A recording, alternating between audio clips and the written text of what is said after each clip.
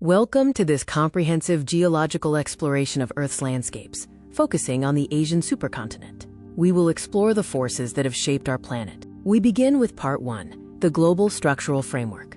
Understanding the foundation of our planet is essential to grasp how surface features are created. Earth's architecture includes the thin crust, the viscous mantle making up 84% of the volume, and the core. The rigid lithosphere combines the crust and upper mantle. Plate tectonics is the driving force. Plates interact in three main ways: divergent, where they move apart; convergent, where they collide; and transform, where they slide past each other. Divergent boundaries occur when tectonic plates move away from each other. This creates new crust, often seen in mid-ocean ridges or rift valleys like the one in East Africa. Convergent boundaries involve plates colliding, which can lead to subduction or mountain building, known as orogeny. The collision of India and Eurasia is a classic example of this destructive boundary. At transform boundaries, plates slide horizontally past one another, neither creating nor destroying crust. The friction here causes massive earthquakes, as seen along the San Andreas Fault. Part 2 takes us on a global tour of geological marvels outside Asia, exploring some of the most dramatic landscapes shaped by these tectonic forces. The Cordillera system is the backbone of the Americas. This continuous chain includes the Rocky Mountains in the north and the Andes in the south, formed primarily by subduction. Africa is defined by rifts and shields. The Great Rift Valley is actively splitting the continent, while most of the land sits on the stable, ancient African shield. Europe's major feature is the Alpine system, a result of the African plate pushing north. These young fold mountains, like the Alps, act as a significant climate barrier. Oceania features biological architecture. The Great Barrier Reef is the largest structure made by living organisms. In contrast, the Australian outback is an ancient, eroded craton. Antarctica is the frozen archive, covered by a massive ice sheet. The sheer weight of this ice has caused isostatic depression. Geologically, Antarctica was once a warm part of Gondwana. We now transition to Part 3, Asia, the tectonic engine. Asia is arguably the most dynamic continent on Earth, thanks to massive ongoing collisions. The Indo-Eurasian collision began 50 million years ago and continues today. Since both are continental plates, they buckle upwards, creating the Himalayas and the Tibetan Plateau. Mount Everest is the highest point on Earth, still growing at about 4 millimeters per year due to the ongoing collision. Remarkably, its summit contains marine limestone, proof of its oceanic origin. The Dead Sea, at 430 meters below sea level, is the lowest land point. Its extreme salinity creates a unique, buoyant environment, although the water level is currently receding. Living on the edge defines Asia's geology.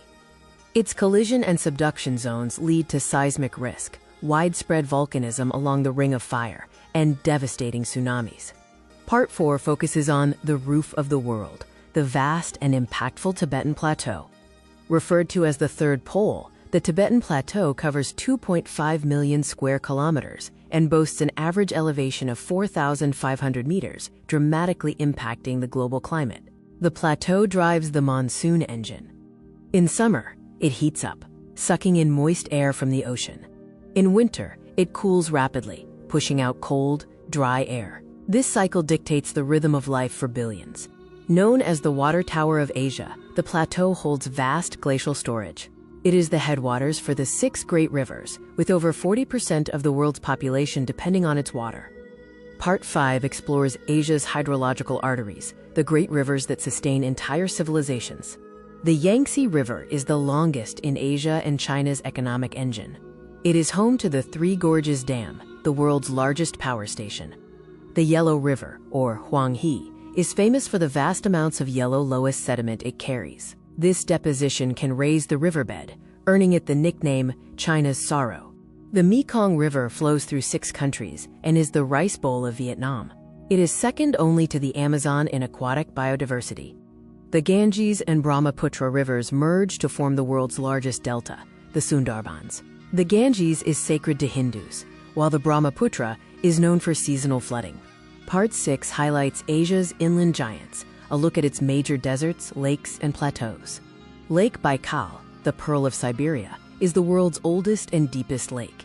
It holds 20% of Earth's unfrozen surface fresh water and is home to thousands of endemic species.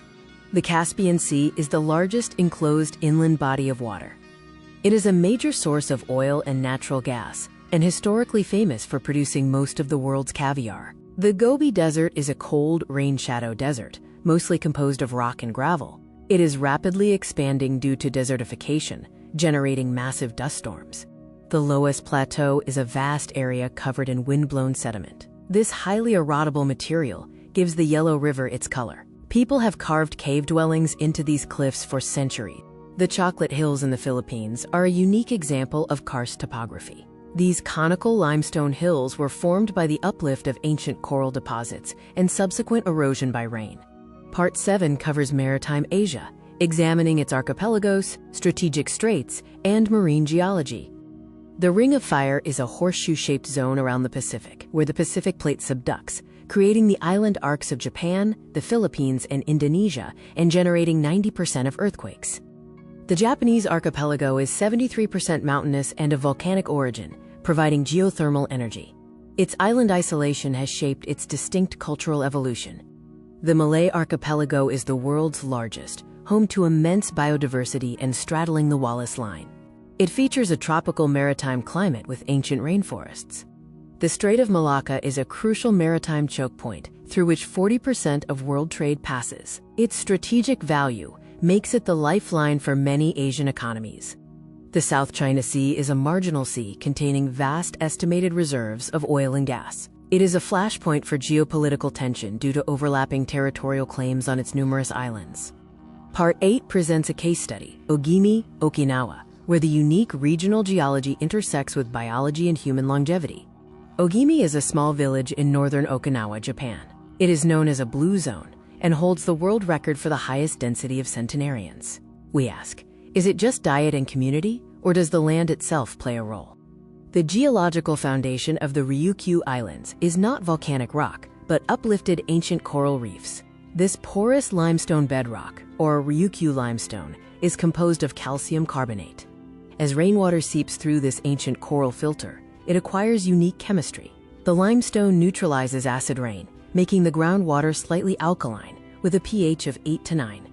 The water is naturally fortified with calcium, which is crucial for bone density, and high levels of magnesium, which supports cardiovascular health and stress reduction. The land shapes the water, and the water shapes the body. Ogimi serves as a powerful reminder that our health is intimately connected to the geological substrate we live upon. This leads us to Part 9, Environmental Risks.